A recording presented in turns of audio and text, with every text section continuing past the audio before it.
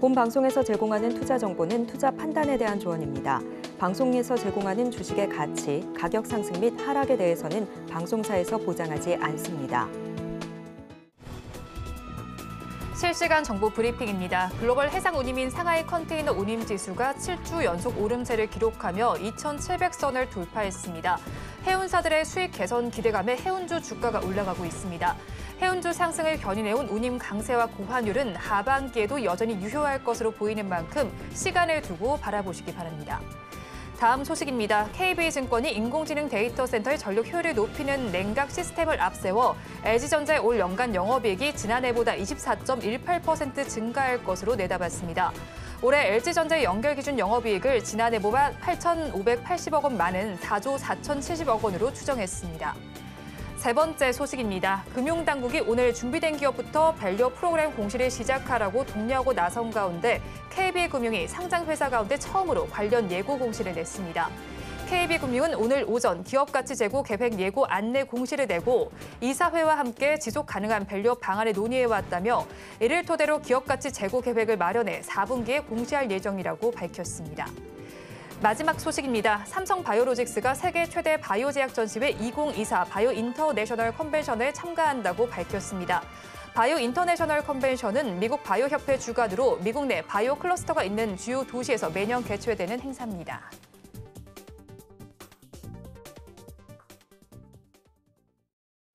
시청자 여러분 안녕하세요. 오늘을 돌아보고 내일을 준비하는 오늘장 내일장 2부 진행의 백선혜입니다.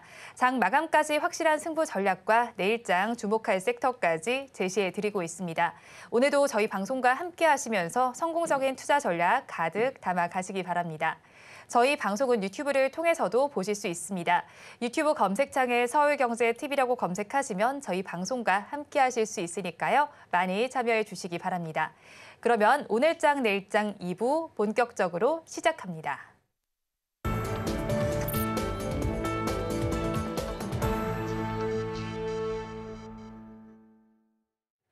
네, 오늘도 두 분과 함께 시장에 대한 이야기 해보겠습니다. 글로원 파트너스 이성웅 이사, 하이투자증권 스마트 PB센터 이청원 PB 두 분 나와 있습니다. 어서 오세요. 네, 오늘 우리 시장 오후 들어서 다시 좀 상승의 힘을 더해 가고 있습니다. 코스피 시장이 1% 넘게 상승 중이고요. 코스닥 시장 0.69%의 강세 흐름이 나타나고 있습니다. 시장이 탄력을 더 받게 되는데 어떤 이슈가 있었습니까? 개인적으로 특별한 이슈가 오후 들어서 시장에 크게 유입된 건 없어 보입니다. 다만 오늘 우리의 증시가 사실상 지난 금요일 미국의 필라델피아 반도체 지수의 흐름이 좋았는데 그 흐름이 장 초반에 크게 나타나지를 못하다가 오후 들어서 조금씩 이게 흐름이 이어지는 게 아닌가 그리 보여집니다.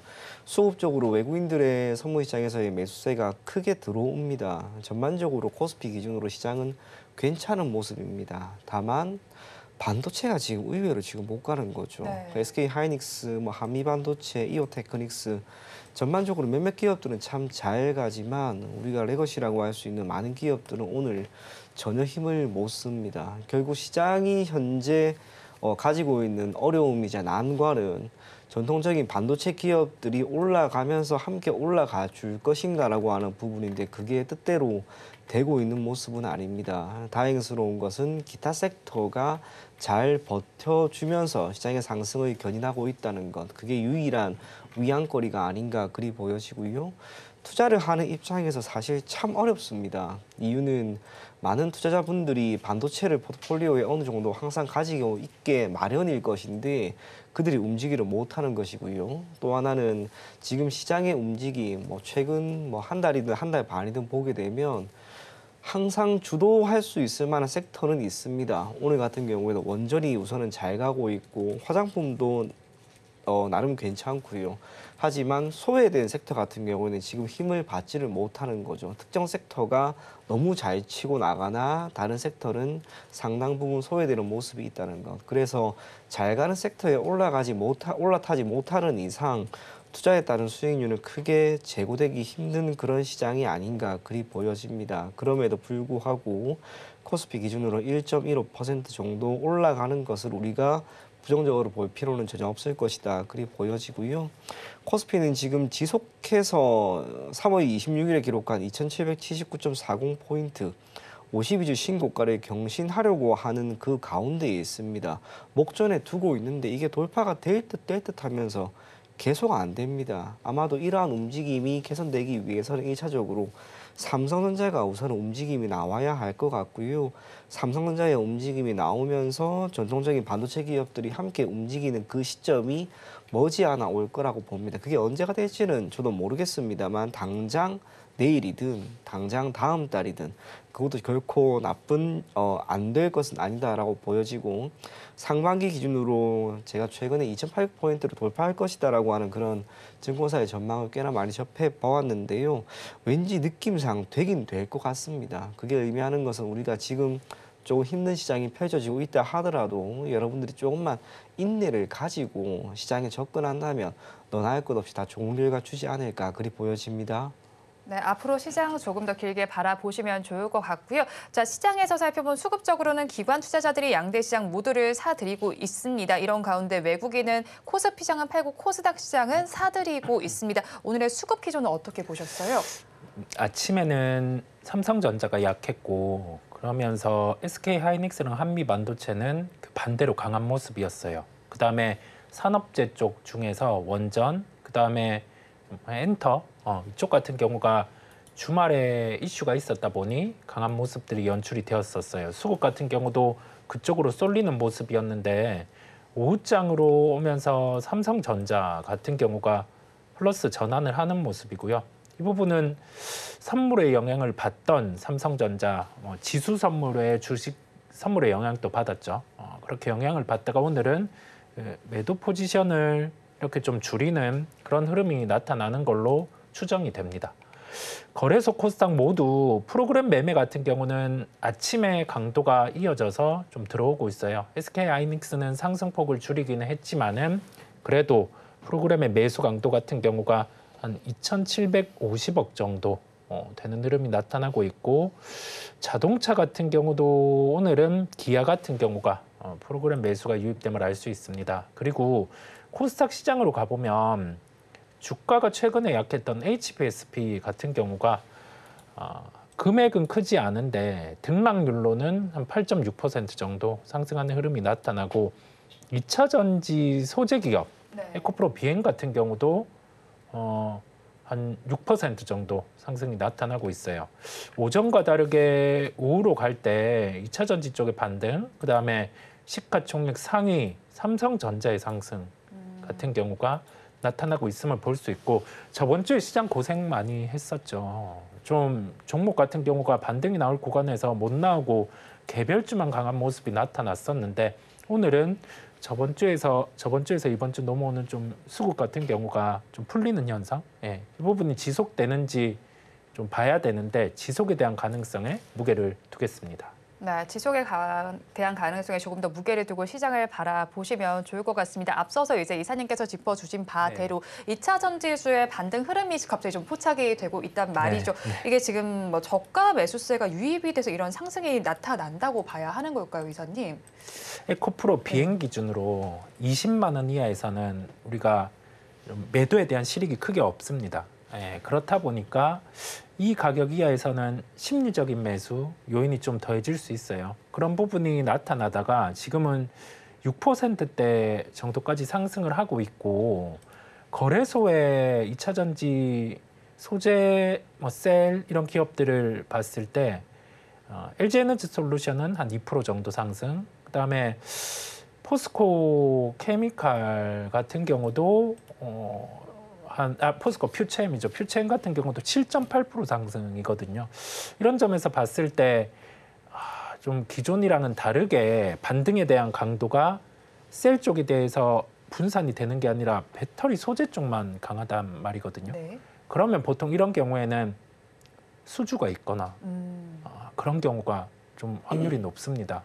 그래서 지금의 반등 같은 경우에 강도를 봤을 때는 저점에서 이렇게 강하게 올라온다라고 해석을 할 수 있고 이 정도 올랐으니 매도 그렇게 하기보다는 다음에 시장에서 뭔가 이 모르는 무언가가 있을 수 있음을 열어두겠습니다. 예. 시장의 재료가 조금 더 노출될 때까지를 살펴보시면 좋을 것 같고요. 일단 2차 전지 오늘 반등이 나타나곤 있지만 본격적인 반등에 진입했나에는 물음표가 따를 것 같습니다.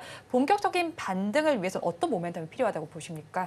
그게 세 가지 정도가 문득 떠오르는데요. 첫 번째로는 역시나 2차 전지 하면은 개인 투자자분들, 특히 2차 전지를 지나치게 고집하시는 분들이 많이 있었습니다. 그들의 매도 물량이 나오면서 외국인이나 기관의 수급의 개선이 첫 번째로 있어야 할 것 같고요. 두 번째로는 결국에는 생산량, 배터리를 기반으로 하고 있는 전기차 시장이 조금 더 활성화될 필요가 있지 않을까 그리 보여집니다. 세 번째로는 리튬이온 가격이 전반적으로 안정화되는 가운데 많은 소재 기업들의 생산성이 개선될 필요가 있다는 것. 큰 틀에서 지금 2차 전지 관련된 기업들의 주가가 크게 흔들리는 이유는요. 개인 투자자의 투자 성향에 따른 것. 그리고 또 하나는 사실상 실적입니다. 그래서 이 두 가지가 선제적으로 나아지는 모습이 시장의 정보로서 유입이 되어야 크게 턴을 할 겁니다. 그런 면에서 오늘의 상승은 아까 말씀하신 것처럼 정말 저가에서 어느 정도 이어지고 있는 매수가 아닌가 그렇게 보여지고요. 지금 시점에서 당장 섣불리 오늘 관련된 기업들이 이렇게 오른다고 해서 매수에 덜컥 참여를 해버린다면 생각보다 또 어려움이 나올 수 있습니다. 시간이 걸린다 하더라도 2차 전지는 가급적이면 지금은 포트폴리오에서 우리가 배제를 하거나 선택할 수 있는 섹터로서는 적합하지는 않은 듯합니다. 그래서 오늘의 반등은 그저 반등이 나오고 있구나라고 정도만 생각을 하고 접근하면 좋을 것 같습니다. 네, 2차 전지주와 관련해서 섣부른 접근은 금물일 것 같습니다. 그리고 우리나라와 일본, 중국의 정상회담이 열렸습니다. 일단 마무리가 됐는데 이와 관련해서 저희가 좀 수혜를 받아볼 만한 섹터를 골라봐야 할 것 같습니다. 이제 어떤 섹터를 고르면 좋다고 생각하세요? FTA 2차 협상 같은 경우가 열려 있어요. 그러면 우리가 그간 중국과 함께 하면서 수혜를 받던 업종의 역사들을 이렇게 보면 화장품이 있고요. 그다음에 미디어 콘텐츠 같은 경우가 있고 엔터 같은 경우가 있고 그다음에 뒤에 이제 반도체 같은 경우까지 있기는 합니다. 그런데 직접적으로 시가총액 하위에서 상위 그러니까 주도주가 아니다가 주도주로 등극한 사례로는 화장품, 엔터, 연결해서 미디어 이런 경우가 있거든요. 그렇다 보니까 지금 한한령 같은 경우가 배제돼 오던 환경 안에서 이게 다시 문화에 대한 재기가 나타나면 시장 안에서는 엔터나 미디어 같은 경우가 가장 대표적으로 주가의 상승이 나타날 수 있을 것으로 보이고요. 지금 엔터, 미디어 여기에서 조금 더 확장해 보면 게임 모두 공통적으로 주가가 다 빠져 있어요. 네. 특히 엔터 미디어 같은 경우는 이 기업이 보통 나오는 매출 대비 영업이익 그다음에 이 부분을 도출하는 멀티플 같은 경우가 있는데 이게 역사적 레벨 하단까지 빠져 있거든요. 그런 수준이다 보니까 작은 긍정적인 모멘텀이 발생하면 주가 반등이 강하게 나올 수 있어요. 그래서 엔터 미디어 같은 경우를 좀 관심권에 두고 지금은 살펴볼 수 있음을 말씀드립니다. 네, 지금 시점에서 엔터 미디어 쪽을 조금 더 살펴보자라고 정리를 해주고 피비님의 의견도 궁금합니다. 정상회담과 관련해서는 어떤 쪽을 저희 바라보면 좋겠습니까? 크게 다르지 않습니다. 다만 정도의 차이는 분명히 있을 건데요.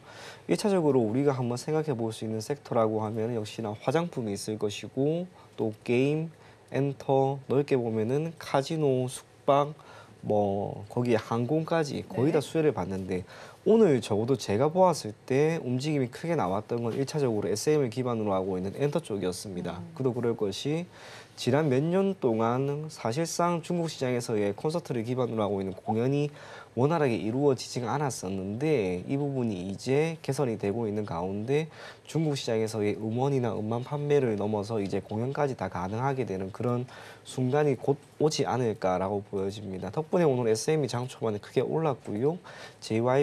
JYP라든지 YG, 하이브 같은 경우는 오르는 모습이 나왔습니다. 물론 SM이 가장 크게 올랐던 이유는 중국향 매출 비중이 상대적으로 기타 엔터테인먼트에 비해서 더 높았기 때문이 아닌가 그리 보여지고 화장품 같은 경우에는 사실상 지난 몇 년 동안 최근에 주가 흐름이 많은 걸 말해줍니다.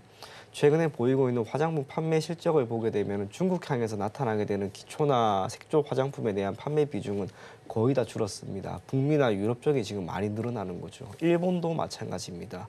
결국 화장품 기업들이 중국 시장에서 내수를 기반으로 해서 판매는 크게 늘지 않을 것으로 보여집니다. 하지만 그들이 우리나라에 오게 되었을 때 뭐 한한령 해제라든지 한국과 중국의 관계가 개선된다라고 하는 그 인식만으로도 중국인들이 우리나라에서 소비를 하게 되는 화장품의 규모 자체는 커지지 않을까 그리 보여지고요.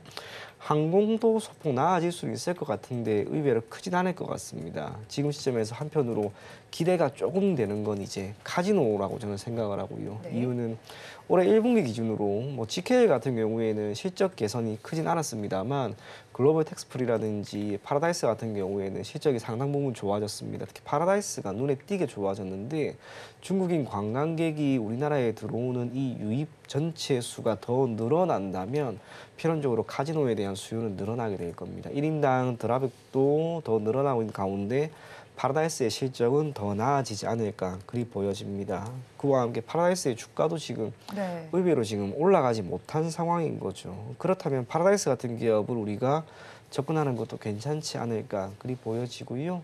가장 큰 수혜는 개인적으로 반도체가 될 수도 있을 것 같습니다. 앞에서 이사님께서도 이야기를 해주셨지만 그 반도체라고 하는 섹터 자체가 전 세계적으로 많은 공조가 필요한 산업인데 지금 미국이랑 중국이랑 계속해서 다투고 있거든요. 그런 상황에서 한국과 중국이라도 이게 일정 부분 개선이 된다면 반도체에 대한 수요가 크게 이어질 수 있는 중국으로부터의 수혜가 예상이 됩니다. 그래서 사실 그 어떤 것도 나쁠 건 없을 것 같습니다. 다만 FTA가 통상적으로 특정 제품 하나하나에 대해서 모두 다 이야기를 나누고 구체적인 언급까지 다 하는 것이기 때문에 이와 관련된 세부적인 이야기는 앞으로 계속해서 우리 주위에 들려올 겁니다. 그런 이슈가 나올 때마다 크게 움직이는 섹터가 있을 것으로 보이기 때문에 큰 틀에서는 리오프닝이 되겠죠. 이 리오프닝 관련된 섹터를 지금부터는 조금 더 눈여겨보는 것도 좋은 투자 전략이 될 것이다. 그리 이야기 전해드리도록 하겠습니다. 네, 리오프닝과 관련해서 지금부터 바라봐도 좋겠습니다. 종가 베팅할 섹터로 바로 좀 넘어가 볼까 하는데요. 새 나라의 정상회담과 관련해서 엔터 미디어 꼽아주셨는데 이쪽을 가지고 오셨습니다. 네네. 어느 정도 시점까지 저희 이쪽 바라봐도 괜찮을까요? 지금은 그 가능성입니다. 한한령 같은 경우가 뭐 중국과의 교류를 통해서 다시금 문화의 개방이 이루어진다라고 하면은 주가의 반응이 있을 수 있어요.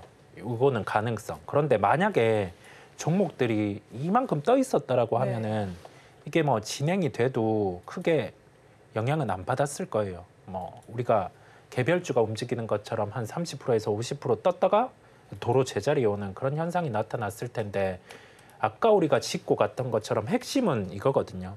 주가는 빠져 있고 실적 같은 경우에 과거치를 놓고 봤을 때 역사적 하단이거든요. 이게 의미하는 바는 뭐냐면 역성장이 나오는 구조는 아닌데 실적은 그래도 나오는데 주가는 빠져 있단 말이거든요. 그러면 여기에서 이익 대비해서 시가총액 도출하는 이 모멘텀이 확정될 수 있는 부분이 발생을 하면 주가의 반등은 빠를 수 있거든요.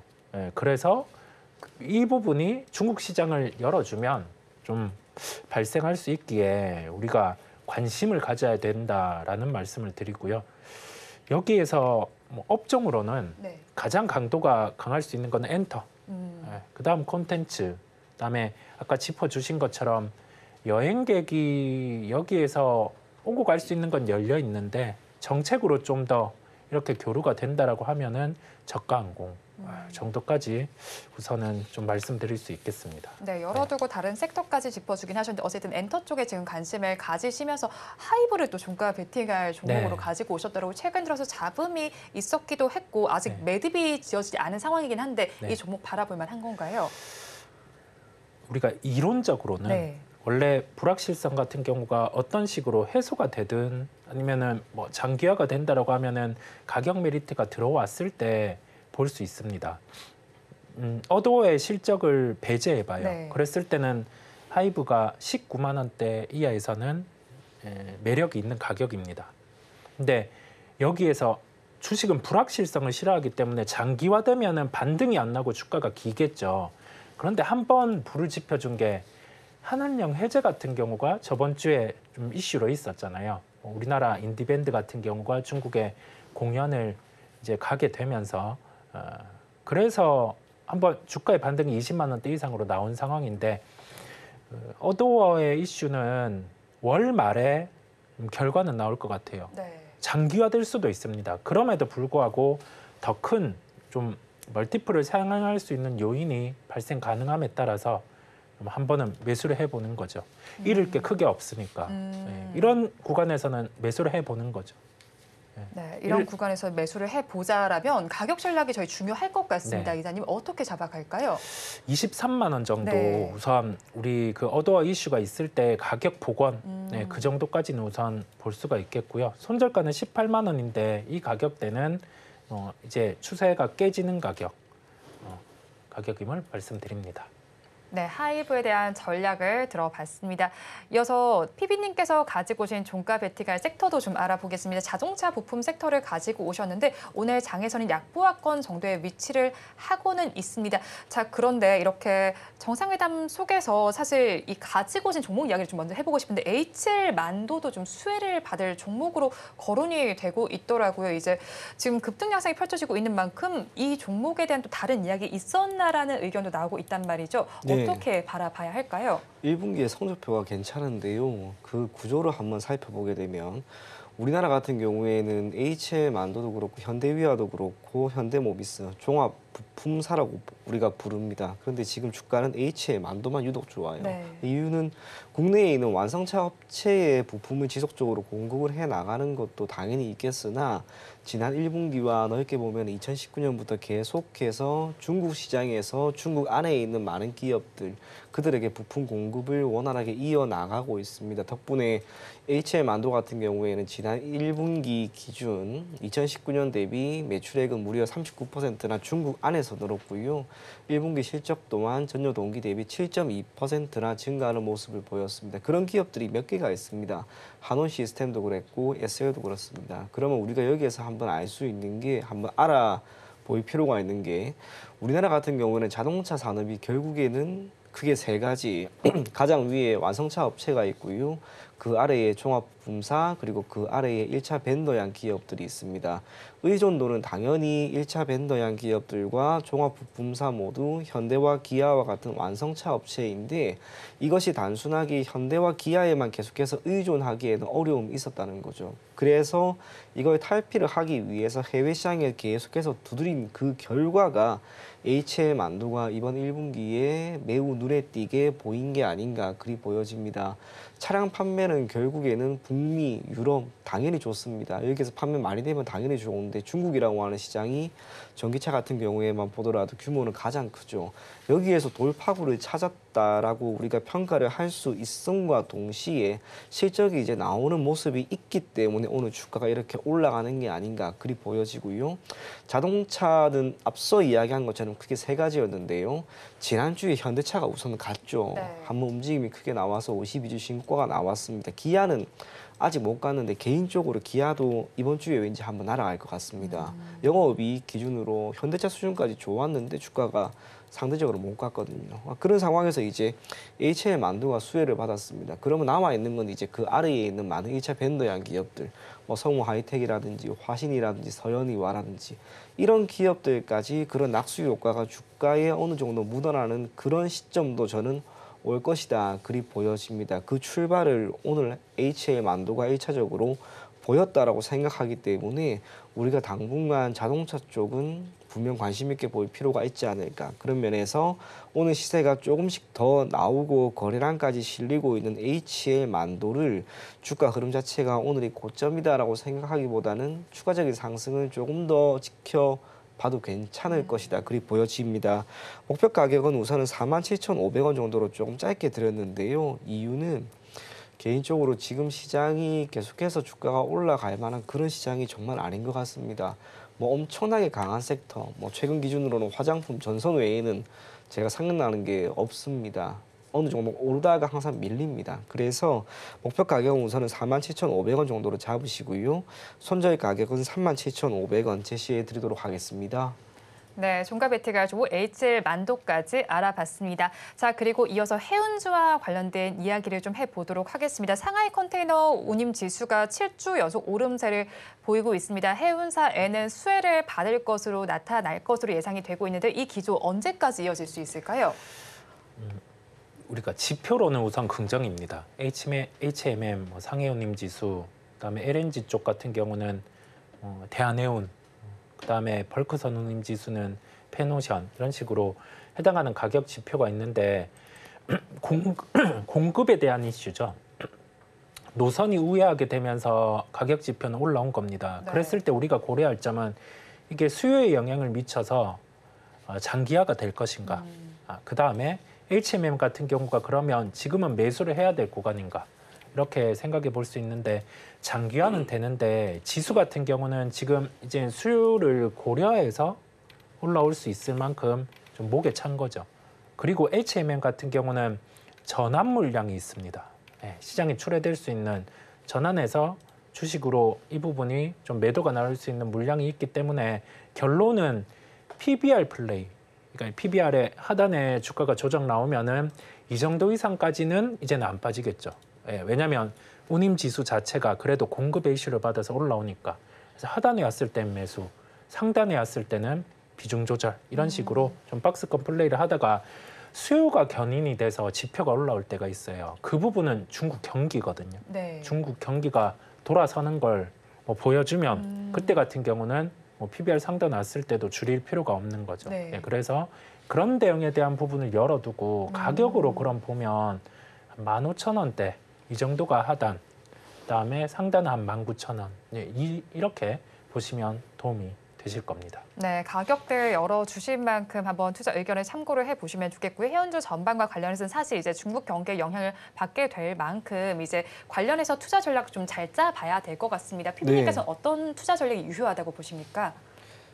매수를 조금 하고 기다리는 게 괜찮을 것 같습니다. 사실 앞에서 말씀을 다 해주셨는데요. 추가적으로 중국 경제라고 하는 게 정말 중요하긴 중요합니다. 이유가 이 전체 세계 물동량이라고 하는 것 중에 상당 부분은 중국에서 사실상 창출을 하고 있는 것이기 때문에 그러면 앞으로 중국 경제가 회복이 될 만한 그런 기조에 있는지를 묻는다면 1차적으로 될 가능성이 상대적으로 더 큽니다. 이구환신 정책이라고 하는 이 정책을 우리가 가볍게 생각하면 안 됩니다. 예전에 이구환신 정책이 시행이 되었을 때 중국 같은 경우 경제 성장률이 해당 정책만으로 0.4%포인트 이상 올라가는 모습이 보였고요. 중국의 GDP를 보게 되면은 가지고 있는 매우 고질적인 문제가 하나 있습니다. 그게 민간 소비가 너무 낮습니다. 이거를 지금 회복을 시키는 가운데 정부는 정부 차원에서의 지출을 지금 수준으로만 유지를 한다면 경제 성장률 기준으로 5%도 결코 안 될 수치가 아닙니다. 중국 경제가 성장을 합니다. 필연적으로 우리나라 같은 경우에는 당연히 수혜를 받습니다. 그리고 전 세계적으로 가장 큰 수요처가 하나가 회복이 되는 것이기 때문에 반도체가 되든 기타 다양한 제품이 무엇이 되든 벌크선이 되든 기타 컨테이너 선이 되든 조금 더 활동량이 늘어날 수 있다라고 하는 것은 결국 운임 지수를 조금 더 올릴 수 있는 변수로 작용할 것으로 보여집니다. 그래서 개인적으로 저는 HMM이든 대한해운이든 기타 재무적인 어려움이 없는 기업들의 주가는 지금 이 정도 가격대에서 크게 흔들리진 않을 것이다라고 생각을 하고 있습니다. 그래서 보유를 최근에 매수 가격마다 다 투자자들마다 매수 가격은 다르겠지만 지금 가격대 정도에서는 분명히 매수를 하고 한번 기다려 볼 만하지 않을까 그렇게 생각이 되고요. 추가적으로 단순하게 중국뿐만 아니라 세계 경제가 조금씩 나아진다고 가정을 한다면 해상운임은 더 늘어날 가능성이 있습니다. 그런 면에서 적어도 크게 부정적인 영향을 미칠 만한 변수는 없다라고 생각을 하기 때문에 관련된 기업들은 조금은 긍정적으로 보자. 그런 이야기 전해드리도록 하겠습니다. 네, 해운주와 관련된 기업들 조금 더 긍정적으로 바라보시면 좋겠습니다. 이어서 우크라이나 재건과 관련된 이슈로 좀 넘어가 보겠습니다. 오랜만에 좀 상승 양상이 나타나고 있고요. 그 안에서는 삼부토굴에서 10%가 넘는 상승률이 나타나고 있습니다. 우크라이나 대통령 현지 회동했다는 소식이 들려오고 있습니다. 네. 관련된 모멘텀 어떻게 체크를 해볼까요? 재건이 정말 이루어진다라고 하면 이 주도 업종이 바뀔 수 있어요. 지금의 산업재 같은 경우는 네. 전력에 대한 부분에 증대 요인으로 움직이는 게 있는데 그때는 인프라 관련주 같은 경우가 강할 수 있습니다. 대표적으로 굴삭기, 그다음에 뭐 통신 장비 이런 쪽이겠죠. 근데 이 또한 공통적인 게 주가 빠져 있단 말이죠. 네. 굴삭기 같은 경우도 지금 데이터가 좋지 않아요. 미국 기업은 신고가예요. 근데 뭐 캐터필러 이런 종목들 우리나라는 부수적인 영향만 받다 보니까 그다음에 중국에 대한 매출 비중이 큰 기업들이 있다 보니까 이게 좀 주가들이 빠져 있는데 뭐 재건 관련해서 개별적인 뉴스를 보기보다 우리가 하나의 팁은 유가가 올라온다라고 했을 때는 재건 가능성이 존재를 해요. 예, 그래서 그 부분과 연결해서 같이 좀 보시면 되겠고 실제 재건이 이루어졌을 때는 그 부분을 확인하고도 인프라 관련주를 찍어 살 수 있습니다. 네. 예, 그래서 미리 진입하기보다 그런 부분의 확인이 필요함을 좀 말씀을 드립니다. 네, 재건과 관련해서 조금 더 확인을 해보시고 진입을 해보셔도 좋겠고요. 아무래도 우크라이나 재건 관련 섹터가 움직이고 있는 만큼 뭐 건설 대형주 그리고 건설 기계 섹터에서도 상승 흐름이 지금 나타나고 있습니다. 그런데 사실 뭐 재건도 재건이지만 이 건설주 관련된 PF 문제도 있는 만큼 지금의 상승을 그저 이제 편하게 바라볼 수는 없을 것 같거든요. 뭐 상승도 잘 나타나지도 않지만요. 어떻게 좀 투자 전략 짜가면 좋을까요? 개인적으로 건설주를 좋은 이야기를 제가 한 번도 한 적이 없습니다. 네. 이유는 PF 문제도 있지만요. 국내 시장에서 보이고 있는 현재 시점에서의 부동산 경기가 안 좋은데 어떻게 지금 이 기업들이 건설주들이 전반적으로 크게 회복이 될 것인가라고 하는 부분에 대해서 예전부터 계속 생각이 있었거든요.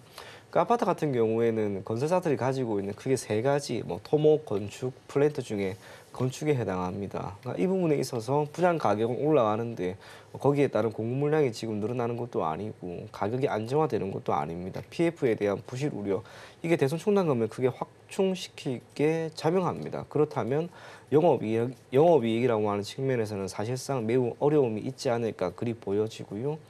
부동산 경기가 언제 회복될지는 아무도 모릅니다만 의외로 지금 장기화되고 있습니다. 고금리 기조가 우선은 마무리되어야 하는데 이것 또한 적어도 1년 이상의 시간이 걸릴 것 같습니다. 건설사가 조금 더 어려운 상황에 놓일 수 있다는 점. 물론 우크라이나의 재건이라고 하는 것이 반짝 이슈가 될 수 있을 것 같긴 합니다만 해외 시장에서 건설업체들이 실질적으로 재건에 참여를 하고요.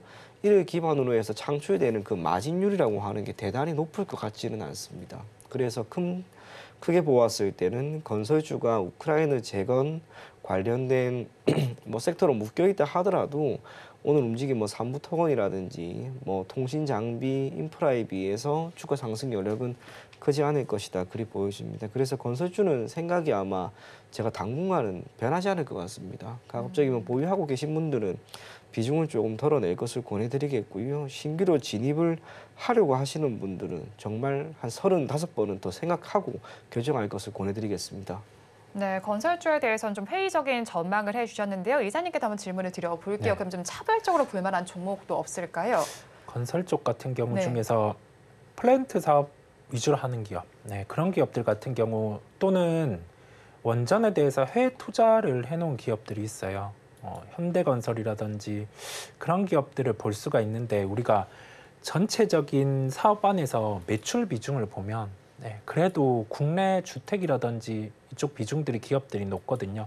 그래서 PF와 관련된 이슈는 올해가 피크로 예상이 됩니다. 그래서 올해 중반이 지나가서 뭐 연말 전 같은 경우는 건설주를 볼 수는 있을 것 같아요. 그런데 다만 이 고비가 PF와 관련된 부분의 절정이 올해 중반에는 다다를 수 있다 보니까 그런 부분을 못 놓고 한번 고비를 넘기는 단계에서 건설주는 좀 옥석가리기 현상이 나타나겠죠. 네. 이제 뭐 어느 정도 고려를 해야 될 타이밍까지는 왔다라고 보입니다.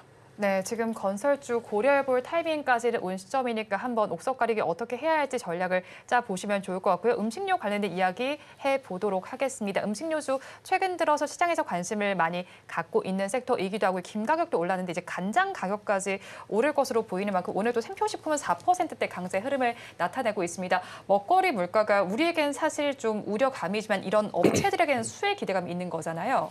네, 결국에는 매입 원가가 올라가니까 그게 판가의 인상을 견인하게 됩니다. 다만 판매가 되고 있는, 지금 이슈가 되고 있는 김이라든지 간장을 한번 생각해 보면은 가격이 올라갔다라고 해서 우리가 소비를 하지 않을 제품은 아니거든요. 그리고 간장 가격이라고 하는 것이 뭐 집에서 많이 쓰는 뭐 한 1리터 정도짜리가 한 8,000원 정도라고 했을 때 이게 10,000원이 된다라고 해서 우리가 이에 따른 소비를 하지 않을 것인가? 아마 다 할 겁니다. 그리고 구체적으로 간장 가격이 얼마인지도 잘 모릅니다. 마트에서 우리가 구입을 할 때 명확하게 가격을 다 인지하고 있는 사람이 없을 겁니다. 그냥 담는 거죠. 라면 같은 경우 가격이 10% 올랐다고 해서 라면 가격 명확하게 우리가 잘 모르는 것처럼 보이지 않는 전략이라고 저는 생각을 하거든요. 뭐 생표식품도 그렇고 최근에 보이고 있는 수산주들 아주 조금의 가격 인상이라고 하는 것이 결국에는 판매 가격, 매출액 전체의 상승을 견인할 수 있을 것이고 이에 따른 비용만 소폭 줄이게 된다면 결국에는 영업이익이 큰 폭으로 개선될 가능성이 있습니다. 그게 의미하는 것은 실적이라고 하는 부분에 있어서의 개선 여력이 충분히 남아있다는 것과 동시에 가격이 한번 그렇게 필수 소비재의 경우 한 차례 올라가게 되면 내려오지 않습니다. 우리가 지난해 정도의 라면 가격이 한번 올라갔을 때 한 100원 정도 올라갔거든요. 그때 50원에 다시 한번 낮추는 게 그렇게 힘들었습니다. 마찬가지입니다. 지금 김, 간장, 수요 측면에서 엄청나게 나타나고 있는 이 증가세를 기반으로 해서 가격이 올라가게 된다면 다시 한번 내려가는 일은 아마 없을 겁니다. 그래서 생표식품 또 관련된 수산기업들 주가 상승이 나오는 것은 결코 이상한 흐름은 아니다라고 보여지고요. 필수 소비자라고 하는 것에 계속해서 주목을 해 본다면 우리가 오늘의 생표식품 같은 기업을 조금씩 담아보는 것도 결코 나쁜 전략은 아니지 않을까 그렇게 이야기 전해드리도록 하겠습니다. 네, 생표식품과 같은 기업들 담아봐도 좋겠다라고 정리를 해주셨고요. 계속해서 음식료주에 대한 관심 한번 가져보시면 좋을 것 같습니다. 그렇다면 저희 마감 동시효과 구간 우리 시장 어떤 분위기 보이고 있는지 양대 시장의 분위기 체크해 보도록 하겠습니다. 올해 양대 시장 오후 들어서는 그래도 조금 힘을 더 내주고 있습니다. 코스피 시장 1.21%의 강세를 보여주면서 2,720선에 마감을 할 준비를 해주고 있고요. 다음으로 코스닥 시장으로 넘어가서 살펴보겠습니다. 코스닥 시장 0.97%의 강세입니다. 847선에 종가를 쓸 것으로 예상이 되고 있습니다. 이어서 수급 상황으로 넘어가서 체크를 해보겠습니다. 코스피 시장을 먼저 살펴보겠습니다. 코스피 시장에서 오늘 기관이 홀로 사고 있고요. 외국인과 개인 동반 매도에 나서고 있습니다. 기관 투자자들 3천억 원 넘게 담아내고 있는 모습이 나타나고 있고요. 최근 매도 기조에서 매수로 전환됐다는 점이 눈에 띄고 있습니다. 반면에 외국인 투자자들 956억 원, 개인 투자자들 1,991억 원 덜어내고 있는 양상이 펼쳐지고 있습니다. 다음으로 코스닥 시장으로 넘어가서 살펴보겠습니다. 코스닥 시장 외국인과 기관의 쌍끌이 매수세가 나타나는 가운데 개인 투자자들 홀로 팔고 있습니다. 외국인과 기관 한 거래일 만에 다시 또 매수로 전환이 됐습니다. 665억 원을 외국인은 담아내고 있고요. 기관 투자자들 1,000억 원 넘게 담아냅니다. 반면에 개인 투자자들 1,000억 원 넘게 덜어내고 있습니다. 시장 상황 앞서서 브리핑 해주신 바와 좀 달라진 바가 있을까요? 뭐 비슷하게 흘러갔어요. 비슷하게 흘러갔는데 상한가 들어간 종목도 안 풀리고 네. 마감을 할 것 같고 그다음에 동시효과 들어가서 삼성전자 같은 경우는 네. 호가가 좀 이렇게 내려와 있기는 한데 큰 의미는 없어 보입니다. 어차피 제자리로 다시 마감가 정도로 돌아갈 호가다 보니까 큰 신경은 안 쓰셔도 될 것 같고 나머지 코스닥 시장 보면 아까랑 유사해요. 2차 전지 소재, 그다음에 아침부터 강했던 반도체 일부 그런 쪽 같은 경우가 연속해서 시세가 둔화되지 않고 마감은 양호하게 할 것으로 보이고 수급적으로 봐서도 마무리 단계에서는 지금 외국인 선물 기준 7,100억 정도인데 이게 주식 선물까지 포함돼서 오늘은 매도분의 매수가 나타난 것으로 보입니다. 네, 양대 시장 마감 동시효과 구간을 지나면서 양대 시장이 모두 또 1%대 상승 기조를 보여주고 있습니다. 코스피 시장이 1.27%의 강세를 보여주고 있고요. 코스닥 시장이 1.01%의 강세 흐름을 나타내주고 있습니다. 수급적인 측면 크게 달라지진 않았습니다. 기관 투자자들은 양대 시장 모두에서 매수 기조를 보여주고 있고요. 외국인은 코스피는 팔지만 코스닥은 사들이고 있는 양상이 펼쳐지고 있습니다. 선물 시장까지 좀 체크를 해보도록 하겠습니다. 선물 시장에서 외국인 투자자들 사들이고 있는 인해요 7천 계약이 넘게 사들이는 양상이 펼쳐지고 있습니다. 7,823계약 정도를 사들이고 있는 양상이 펼쳐지고 있고요. 양대 시장에서 하락하는 종목 수는 조금 더 많이 집계가 되고 있습니다. 마감 동시효과 구간 함께하셨습니다.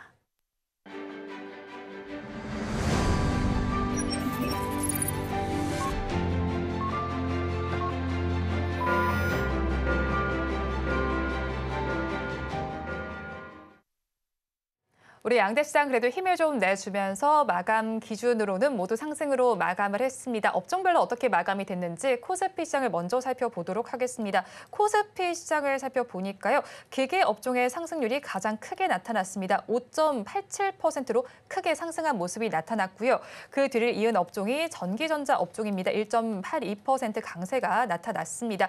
뒤를 이은 업종이 건설 업종이었네요. 2.35% 강세, 의료 정밀 업종에서도 1% 후반대 강세 흐름이 나타났습니다. 코스닥 시장으로 넘어가서 살펴보겠습니다. 지수가 상승한 만큼 역시나 상승한 업종이 더 많이 집계가 됐습니다. 일반 전기전자 업종이 그중에서는 가장 좋았습니다. 4.31%의 강세가 나타났고요. 그 뒤를 이은 업종 반도체 업종입니다. 2.42%의 강세, 금융 업종에서도 2.15%의 강세 흐름이 나타났습니다. 지금 하락한 종목 수는 더 많지만 상승한 업종이 더 많이 집계가 된 오늘 시장이었습니다. 시장 상황 이 시점에서 어떻게 판단해 볼까요? 나쁘게 볼 필요는 전혀 없을 것 같고요. 사실상 코스닥 같은 경우에 2시 50분부터 시작을 해서 지수가 30분 만에 거의 0.6%포인트가 올라갔습니다. 네. 그러면서 반도체 아까 우리가 이야기 처음 시작할 때 대비해서 매우 크게 개선된 모습이 나왔고요. 한편으로 수급은 더 탄력적으로 나옵니다. 이걸 감안하면은 내심 이번 주에 그 PC가 있는 걸로 알고 있는데 네. 그 흐름이 만약에 괜찮다면 정말 이번 달 말을 기점으로 해서 코스피가 반도체가 한번 올라가면서 2,800포인트 수준까지 혹은 그게 아니라면은 코스피 기준으로 본다면 52주 신고가는 우리가 정말 기대해도 괜찮지 않을까 그리 보여집니다. 앞서 이야기한 것처럼 시장은 결국에는 반도체가 주가 되어야 됩니다. 그래야 탄력적으로 올라갑니다. 그럴 만한 여건이 지금 없는 건 아닌 것 같은데 즉 필라델피아 반도체 지수를 기반으로 하고 있는 해외 시장에서의 있는 이 많은 외생 변수는 너무나 괜찮은데 그게 지금 전혀 반영이 되지 못하고 있는 그런 모습입니다. 이게 시차를 두고 결국 발현이 된다면 우리 시장이 정말 단기적으로 그것도 매우 가파르게 올라갈 수도 있는 그런 시점이 올 거라 봅니다. 그게 이번 주가 될지 다음 주가 될지 아무도 모르는 것이긴 하나 적어도 오늘 2시 50분 이후로 코스닥 지수가 이렇게 크게 그것도 단기적으로 올라간 건 네. 그것만큼은 매우 좋게 그리고 긍정적으로 볼 것을 권해드리겠습니다. 네, 코스닥 지수가 마감을 앞두고 크게 상승한 부분을 긍정적으로 바라보자라고 정리를 해주셨고요. 삼성전자 이야기 잠깐 좀 해볼게요. 삼성전자 장 초반만 하더라도 하락세를 보이면서 SK하이닉스와 엇갈린다 이런 이야기를 했는데 마감은 지금 1% 상승입니다. 네. 이렇게 상승으로 돌려세운 모멘텀은 어떤 게 있었나요? 달라진 거는 네. 없어요. 달라진 건 없는데 우리가 저번 주에 삼성전자 같은 경우가 워낙 약했어요. 약하면서 HBM3와 관련해서 발열이라든지 아니면 전력 소모 관련해서 콜 테스트를 통과 못했다라고 외신에서는 보도가 됐어요. 그거는 누구도 지금 결과는 알 수 없습니다. 네.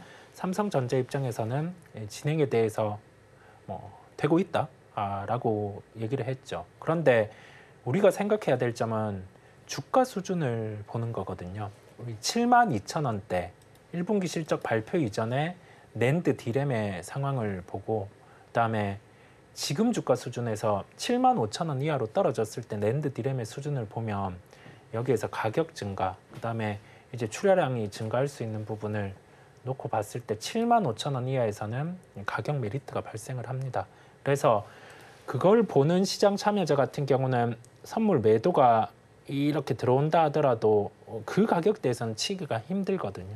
그래서 오늘은 좀 선물에 대한 환매수 그런 게 나오면서 반등이 나온 것으로 보이고 삼성전자를 보유하고 계신 분들은 75,000원 이하에서는 추가 매수를 하셔도 됩니다. 네, 추가 매수를 하셔도 되고 HBM과 관련된 부분의 진행은 언제 될지는 몰라요. 네. 당장 내일 될 수도 있고 10년 뒤에 될 수도 있고 모르는데 반도체 여팡으로 봤을 때 75,000원 이하에서는 확실히 가격 매력이 발생을 합니다.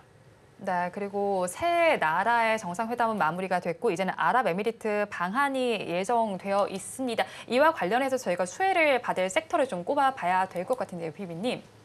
제가 기억하기로 뭐 두바이 예전에 그 사우디에서도 그렇고 뭐 아랍도 그렇고요. 거의 대다수가 판매를 기반으로 하고 있는 인프라 쪽이 너무나 많았던 것 같습니다. 아까 이야기했던 뭐 건설기계 거기에도 수혜를 받을 수 있을 것 같고 뭐 제품 자체를 판매하고 있는 대다수 기업들 거의 다 수혜를 얻지 않을까 그리 보여지는데요. 핵심은 그래도 인프라입니다. 그중에 하나는 뭐 종합건설사, 대형 건설사 아니고 종합건설사가 그곳에서 기본적으로 건물을 짓는 것이고요. 또 하나는 건물을 짓기 위해서는 필연적으로 전설이 많이 들어가야 할 것이고 그러한 가운데 시멘트 관련된 기업들도 수혜를 얻지 않을까 그리 보여집니다. 단기적으로 운임 결국에는 제품을 그쪽까지 다 수송을 해야 하는 것이기 때문에 해운주도 괜찮을 수 있습니다. 결국 우리나라에 있는 많은 제조업 기업들이 거의 다 수혜를 받을 수 있는 게 해당 이슈가 아닌가 그렇게 보여지는데 관련 이슈가 우선은 언제 어떻게 나왔는지 저도 아직 확인은 못하고 있습니다만 내일 장에서 혹은 방한이 되는 시점에 맞추어서 바로 단기적으로 움직임이 나오는 섹터가 있을 겁니다. 아마 눈에 매우 뚜렷하게 나올 겁니다. 그런 종목들이 있으면 가급적이면 그 나이 기준으로 재빠르게 들어가셔서 매매를 하되 오래 가지고 가면 안 됩니다. 관련된 기업들의 주가 상승의 모멘텀이라고 하는 거 우리가 단순하게 이후로 야 수주를 받았으니까 이제 크게 실적이 나아지겠지 끌고 가야겠다 그런 게 결코 통하지 않습니다. 이슈는 철저하게 이슈에 따라 단기적으로만 여러분들이 대응할 것을 권해드리겠습니다. 네, 이슈에 따라서 단기적으로 대응해 보자라는 전략을 제시를 해주셨습니다. 두 분 말씀 여기까지 듣도록 하겠습니다. 지금까지 하이투자증권 스마트 PB센터 이청원 PB, 글로원 파트너스 이성웅 이사와 함께했습니다. 두 분 말씀 고맙습니다. 오늘장, 내일장 2부에서 전해드린 내용 정리해서 보여드리겠습니다. 화면으로 확인해 보시죠. 오늘장, 내일장 2부의 핵심입니다. 먼저 이성웅 이사의 종가 베팅 종목 엔터주 내에서 하이브였습니다. 가격 메리트가 부각이 되고 있는 시점입니다. 아직까지 여러 가지 이슈는 마무리되지 않았지만 한번 살펴보시면 좋겠습니다. 목표 주가는 23만 원, 손절 라인 18만 원입니다. 다음으로 이청원 PB의 종가 베팅 종목입니다. H7 만도입니다. 중국 시장 실적이 개선이 되고 1분기 실적도 긍정적입니다. 목표 주가는 47,500원, 손절 라인 37,500원입니다. 다음으로는 증시8 오늘의 승부주에서 언급해드린 종목 브리핑해드리겠습니다. 먼저 유창희 대표의 승부주 SM입니다. 어느 정도 불안정성이 반영된 상태입니다. S8 첫 정규 앨범 판매 매출 증가가 기대가 됩니다. 오늘 6시에 발매가 될 예정입니다. 그리고 김성규 전문가의 승부주는 한전기술입니다. 전력 설비와 원전 사업 관리 관련주입니다. 체코 원전 수주와 SMR 모멘텀이 증폭이 되고 있는 상황입니다. 다음 장으로 넘어가서 오늘의 수익률 알아보겠습니다. 먼저 유창희 대표의 SM 97,200원에 매수를 했고요. 오늘 고가 기준 107,000원으로 하루 동안 3.6%의 수익률이 나타났습니다. 다음으로 김성규 전문가의 한전기술입니다. 72,200원에 매수를 했고요. 고가 기준 74,200원으로 하루 동안 2.77%의 수익률이 포착됐습니다. 언급해드린 종목들은 내일 아침 증시8 오늘의 승부주에서 자세하게 리뷰를 해드릴 예정이니까요. 많이 시청해 주시기 바랍니다. 본 방송에서 제공하는 정보는 투자 판단에 대한 조언일 뿐 해당 주식의 가치와 수익률을 보장하지는 않습니다. 오늘장, 내일장 2부에서 준비한 순서는 여기까지입니다. 저희는 내일 이 시간도 여러분과 함께하겠습니다. 오늘도 시청해 주신 여러분 고맙습니다.